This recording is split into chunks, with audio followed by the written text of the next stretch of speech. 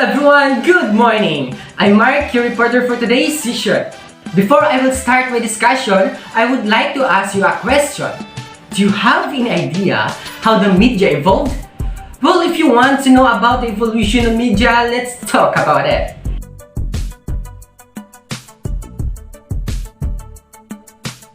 First, let's define what is media. Media refers to the communication channels through which we disseminate news, music, movies, education, promotional messages, and other data. Today's era, media are now advanced. Through the advancement of technology, information can now easily access across the world compared to the past 15th century. As I said earlier, because of advanced technology, creation of different media platforms have been created. For example, social media platforms, wherein different applications installed in our cellular phones or gadgets can also be used to share various types of information. Okay, now, we're going to talk about the media evolution. The media has transformed itself based on two things. Number one is how information is presented. This is something to do with what ways or any kind of strategies the information is transmitted. And number two is how the connection is established. Here is the ancient printer, also called as woodcut printer. Used in printing on cloth or paper, was used in the early 15th century. Then on my left side is a modern printing press. It was in 1436 when Johannes Gutenberg started working on a printing press that used relief printing and a molding system. Now the modern printing press delivers messages in print, such as newspapers, textbooks, and magazines. The modern printing press is the reason behind the existence of newspapers and other printed materials. Real-time two-way communication was made possible by the telegraph and the telephone in the 1800s. Message sending and receiving can now be done simultaneously in both directions. Radio and recorded media were first developed at the beginning of the 1900s. Sound and video were broadcast to homes and offices via electromagnetic waves or radio waves. Whether low-frequency audio or high-frequency audio content is received depends on the frequency used. Later on, a combination of both audio and video information made the audience's viewing experience more exciting. Films and movies became popular as they catered to larger audiences. Information is being distributed as communication devices evolve and are popular. For example, a photo taken with a smartphone can be immediately uploaded and shared on Facebook, Twitter, or Instagram. Community website like OLX.ph is a Philippine version of AB.com. Let people buy and sell items online, eliminating the need to visit physical stores. Now we have Lazada and Shopee as one-stop online shop. In line with this development, the way people consume news has altered dramatically in recent years. News sites can now obtain news stories from Twitter and other social media networks. As Claudine Belmont, author of The Telegraph, points out, a remarkable example of this took place on January 15, 2009, when dozens of New Yorkers sent tweets about a plane crash in the city. Nevertheless, individuals from all professions can now interact with one another rather than being separated. Another example of how powerful media is right now is the news of US Airways Flight 1549 crash landing in the Hudson River in Manhattan, New York, spreading rapidly across the nation as soon as all four engines stopped working. Minutes after taking off from LaGuardia Airport due to the collision with a herd of geese, all engines stopped working. It means that through media, we can easily spread the news even across the country. The picture in figure 3 shows a crashed plane on the water with survivors standing on its wings awaiting rescue, as photographed by Janice Crumbs and immediately distributed via Twitter and reposted by numerous blogs and news websites, causing TweetPic services to crash because of the high volume of views. Because of this, Twitter users were able to tell the story of the incident before the mainstream media notified the public about the crash. So this is how powerful media is. This is a typical example of how individuals can now deliver content to everyone and connections are no longer controlled by professionals. But in some cases nowadays shared information comes from different blog sites can be alarming since fake news is rampant right now. This is one thing to be considered upon receiving the news. We must be wise and assess first the information so that we can confirm that this is fact and not biased. Furthermore, look for reliable sources so that when we read, view, or watch does not come from fake news peddlers.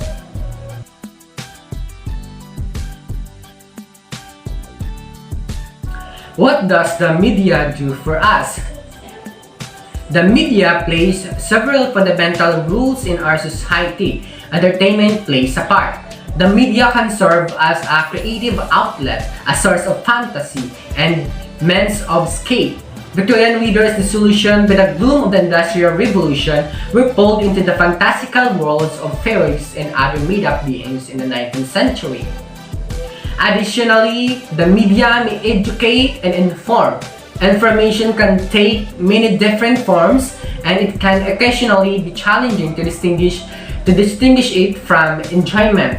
Newspapers, news-focused television, and radio shows, and the internet all provide access to stories from around the world. Books and publications offer a more thorough look at the variety of topics. Wikipedia, a free online encyclopedia, offers entries in several languages on a variety of subjects including tongue twisters, kid prodigies, and presidential nicknames. For instance, the Massachusetts Institute of Technology or MIT has posted free lecture notes, exams, and audio and video recordings of classes on its OpenCourseWare website, allowing anyone with an internet connection access to world-class professors. The media's capacity to serve as a public forum for the discussion of significant topics is another beneficial feature. Readers can comment on journalist articles or express their perspectives on current events in newspapers and other periodicals through letters to the editor. Even while the country was a British colony, these letters played a significant role in American newspapers, and they have since been used as a forum for public discussion. So that is for the US. The internet is a fundamental democratic medium that gives anyone who can access it that opportunity to express their thoughts through, for example, podcasting or blogging. Though whether anyone would listen on is another matter entirely. The media can also be used to keep an eye on business, government, and other institutions. For the reason that because of political slant, advertising money, or ideological bias, media outlets may be obligated to promote certain agendas which limits their ability to serve as a watchdog. These agendas include the following as examples. Number 1 is entertaining and providing an outlet for the imagination. Number 2 is educating and informing. Number 3 is serving as a public forum for the discussion of important issues. Number 4 is acting as a watchdog for government, business, and other institutions. But it's important to keep in mind that not all forms of media are created equal. Others make more sense as a platform for disseminating information, while some types of mass communication are better suited to amusement. Newspapers are a superior medium for the quick turnover of daily news since they are comparatively cheaper and quicker to produce than books, which are enduring and capable of holding a lot of information but are rather slow and expensive to produce.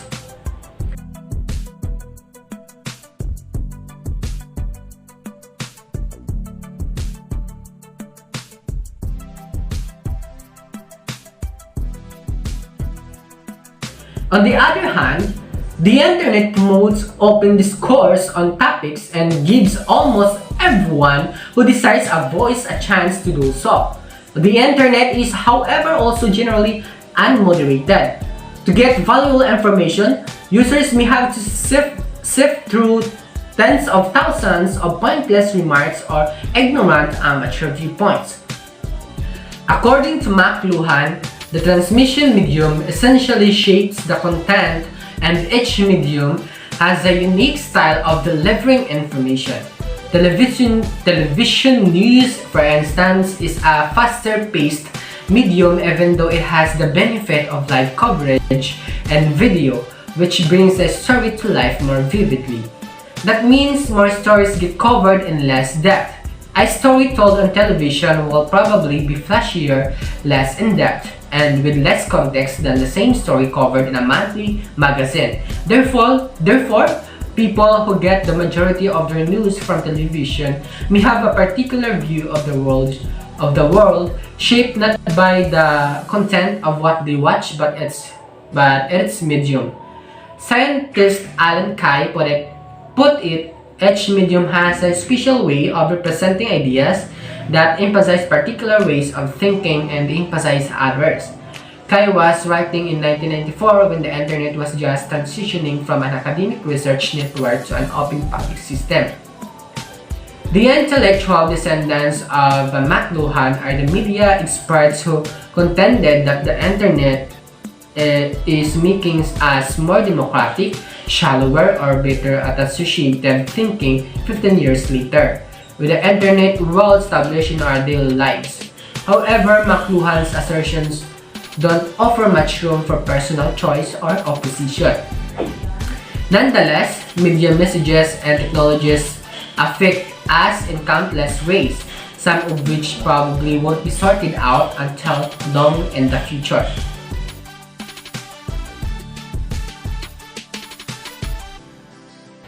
So here are our takeaways after this lesson. Media fulfills several rules in society, including the following.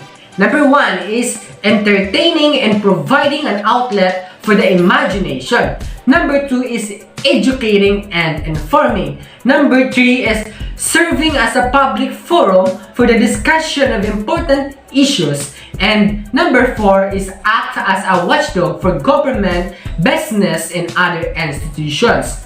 The printing press created by Johannes Gutenberg allowed for the mass manufacturing of media, which Friedrich Koenig then industrialized in the early 1800s.